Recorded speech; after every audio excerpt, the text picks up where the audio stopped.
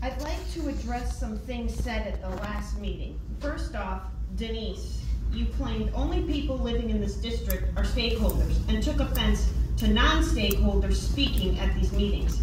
By your own definition, then, Mr. Roberts should not be this district superintendent because he doesn't live in the district and therefore is not a stakeholder. He lives in an affluent area of Rochester.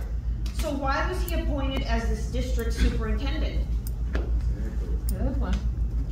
Yeah.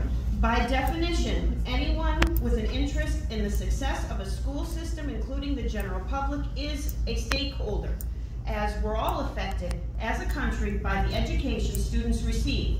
Education determines a child's future, whether they end up in prison, can't pay their student loans, can't manage their money, or become politicians who decide laws. We're all affected by that. Our taxes are used collectively to defend and house criminals in prisons or pay welfare benefits when kids take wrong paths in their lives due to an inadequate or indoctrinating education. So it's our duty as American citizens, regardless of where we live, to ensure all kids get a proper education so they can be prosperous, productive members of society. The stakeholders debate is now closed, Denise.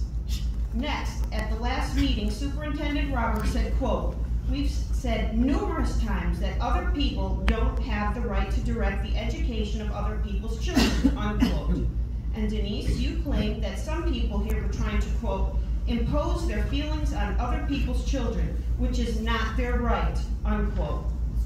That's extremely hypocritical considering this board has imposed their own feelings on students in this district.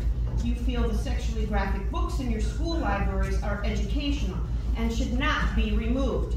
You feel it's perfectly acceptable to teach young kids they can choose their gender.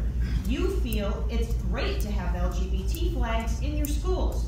You feel your curriculum should teach aspects of critical race theory, history revision, DEI, and other divisive opinions.